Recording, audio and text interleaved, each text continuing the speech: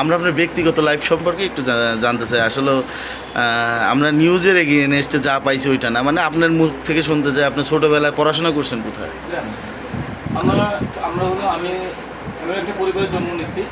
আমার বাবা ছিল ভ্রমঘুরে মানুষ, সহজ কথায় যদি বলি কিছুটা পাগল মানুষ ছিল। উনি সংসার করতে ভালোবাসতেন, উনি ঘুরে বেড়াতে পছন্দ করতেন। এবং আমরা ছোটোবেলা থেকেই খুব মানে আমরা দুই ভাই খুব কষ্ট করে মা আমাদের দুজনকে বুকে জড়াই দিয়ে বাঁচার চেষ্টা করছে।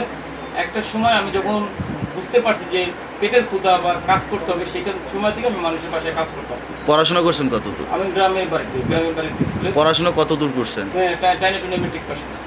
10-12 মেট্রিক পাস। আচ্ছা, মেট্রিক পাস করছি। তারপরে পেটের ধান্দায় চাকরির জন্য ঢাকা শহরে আসছি। ঢাকায় আসছেন কত সালে? 2001 সালে। আসার পরে কি করতেন? ঢাকা শহরে এসে 3 মাস রাস্তায় উৎসব খাইছি, রাস্তায় বিভিন্ন ডাস্টবিনের খাবার করে খাইছি, রাস্তায় ঘুমাইছি। কারণ বাজার থেকে শাহবাগ থেকে ফার্ম গেট পর্যন্ত আমার যাতায়াত ছিল। ফার্ম গেট কারণ বাজার যে ফুড ওভার ব্রিজটা আছে সেই নিচে ঘুমাইতাম। আপনার লাইফের এই কারিশমাটিক ব্যাপারটা কখন শুরু হলো? মানে আপনি হঠাৎ করে মানে এই ভালো অবস্থানে সিঁড়ি পাইলেন কি? ভালো অবস্থা হঠাৎ করে আসেনি, এটা তাহলে ভুল প্রশ্ন করলেন। আমি স্ট্রাগল করে এখানে আসছি। আমি আকাশ থেকে পুরো টাকা পয়সা কামাই। আমি সেইটাই আমরা জানতে চাচ্ছি। 2001-এ ঢাকায় আসলেন? ঢাকায় আসছি। 2004 পর্যন্ত আমি বার্ডেনে চাকরি করতাম। বার্ডেনের একটা ফার্মাসিতে চাকরি করতাম। কি পোস্টে? এই ওয়ার্ড বয় বলুন, মানে ওষুধ আনা নেওয়া করে দিতাম। ফার্মাসি থেকে ওষুধ নিয়ে নার্সদের কাছে পৌঁছে দিতাম। আচ্ছা আচ্ছা। এরপরে আমি 2004-এ চলে যাই চিটাঙে নার্সিং করতে, চন্দ্রকোনা মিশন থেকে। আচ্ছা, ওখান থেকে নার্সিং পাস করে 2009 সালে এসএসসিতে নার্সিং ভর্তি হন? হ্যাঁ। আচ্ছা, নার্সিং ডিপ্লোমা নার্সিং পাস করি। নার্সিং পাস করার পর 2009 সালে ঢাকায় আসি। এসে আমার ওয়াইফ যে বর্তমানে, তার সাথে আমার মোবাইলে প্রেম ভালোবাসা ছিল। এসেই ওর বিয়ের সাথে হয়ে যাচ্ছিল, যার জন্য ওকে খুব তাড়াহুড়ো করে বিয়ে করে ফেলি। বিয়ে করে ফেলার পর আমরা দুজনে স্ট্রাগল করতে শুরু করি। ঢাকা শহরে বিভিন্ন হসপিটালে চাকরি করছি 2012 সাল পর্যন্ত। 2012 সালে এসে দেখলাম যে এই 10,000, 12,000, 8,000 টাকা বেতনে আমাদের সংসার চালানো। আমার ওয়াইফ আমাদের দুজনে ইনকাম দিয়ে হচ্ছিল না, কারণ বাবা মার টাকা পাঠাই দিত, খরচও তো আছে ঢাকা শহরে। দেন আমরা একটা এজেন্সি দাঁড় করে এলাম, যে আমরা যেহেতু কাজ জানি, নার্সিংয়ের হসপিটালে চাকরি করলে কি হয়, 12 ঘন্টা কাজ করলে মাসে 80,000 টাকা দেয়। এখন আমি যদি এই কাজটাই কারো বাসায়, আপনার বাসায় যে আপনার বৃদ্ধ প্রিয়জনের জন্য করে দেয়, দেখা যায় আপনার সাথে একটা চুক্তি হলো যে মিলন ভাই আমার মায়ের ইঞ্জেকশন দিয়ে যাবেন, আপনি 200 টাকা নেবেন। তো বাসায় গেলে হয় কি, 200 টাকা তো দেয়, সাথে বকশিস দেয়, আবার নাস্তা খাওয়ায়। তো ওই জিনিসটাকেই আমি 2012 সালে অ্যানালাইজ করলাম যে এই মানুষ বাসায় যারা আছে, বয়স্ক, ডায়াবেটিস চেক করা লাগে, প্রেশার মাপা লাগে, ইঞ্জেকশন দেওয়া লাগে, তাদের কেন আপনি এইটা শুরু করলেন কত সাল থেকে? 2012 সালে। ওই সময় মাসে আপনাদের দুজন মিলে কত আসতো? আপনার ওয়াইফ 20-22 হাজার টাকা আসতো দুজন মিলে, বেতনের বাইরে? বাড়ি 12-14 হাজার টাকা বেতন করতো, আমি 8-10 হাজার বেতন করতাম। এইভাবে কতদিন চলছে? 9 সাল থেকে 12 সাল পর্যন্ত চলছে। তারপরে মানে এইভাবে কতদিন চালাইছেন এই দুজনের? এইভাবে ধরেন মানে চাকরির পাশাপাশি 4-5 বছর চালাইছি দুজনে। না, হোম সার্ভিস কোম্পানির মানে এজেন্সি খোলার পরে আমার প্রথম মাসে আমার 84,000 টাকা ব্যবসা। এই সেবাটা কতদিন থেকে শুরু করছেন? কত সাল থেকে? 2012 সাল থেকে। না, ওইটা তো আপনারা দুজন ব্যক্তিগতভাবে করতেন। না না না, হোম সার্ভিস আমার যে লিমিটেড কোম্পানি, আমি না, এই যে আপনি রাস্তা থেকে মানুষ ঘুরাই না, 14 সালে শুরু করি, 2 বছর পরে। 2 বছর পরে এটা শুরু করেন? হ্যাঁ, এই 2 বছরের মধ্যে আমাদের মান্থলি ইনকাম ছিল 6 লাখ টাকা, 5-6 লাখ টাকা করে আয় করতাম। দেনই আমাদের অবস্থা ভালো হয়ে গেছে, আমরা সচ্ছলভাবে চলতে। আপনাদের 14 সালে ইনকাম ছিল দুজনের 20-22 হাজার টাকা? না না না, 12 সালে 20-22 হাজার টাকা আপনাদের দুজনের ইনকাম ছিল। হঠাৎ করে 14 সালে আপনারা একটা কোম্পানি দাঁড় করেন? না না, 14 সালে দাঁড় করাই না, 12 সালেই দাঁড় করাইছি। 12 সালেই দাঁড় করাইছেন।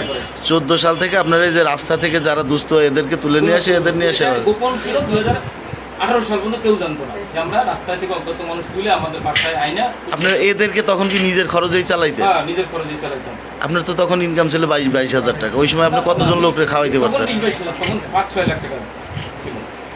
মানে 12 থেকে 14, 12 যেটা স্বচ্ছ কথা কেন বলছি, 12 থেকে তো তার এজেন্সি শুরু হয়েছে।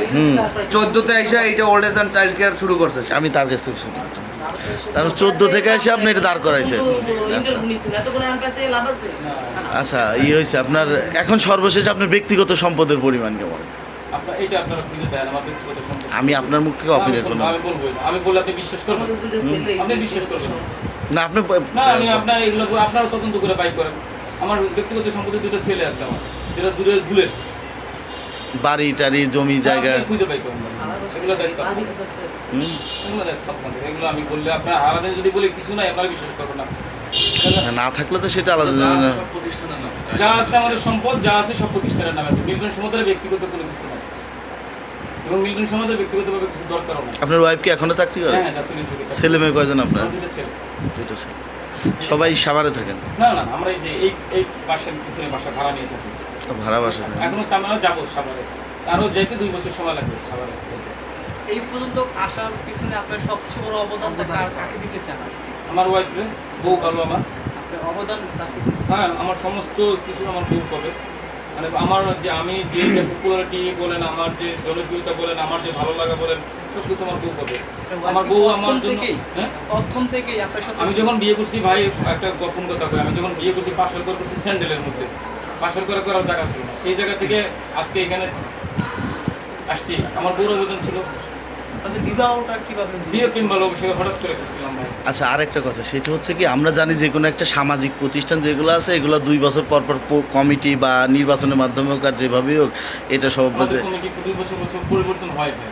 এখন আমাদের যে কমিটির সদস্যরা আছে তারা চালাইতে পারবে না বা তা বুঝে না, যার জন্য আমাকে দিয়ে শুধু কি সদস্য পদ পরিবর্তন করেন না টোটাল কমিটিটাই পরিবর্তন? কমিটি পরিবর্তন হয়। আপনি কি হিসেবে আছেন? এখন এই সভাপতি হিসেবে আছি। কত বছর যাবত? আমি আছি তো অনেকদিন ধরে।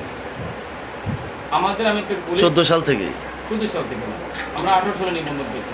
আচ্ছা, এরপর থেকে আপনি সভাপতি হিসেবে, সেক্রেটারি কে? সেক্রেটারি হলো কোষাধ্যক্ষ তিনি, সেক্রেটারি আমার ওয়াইফ।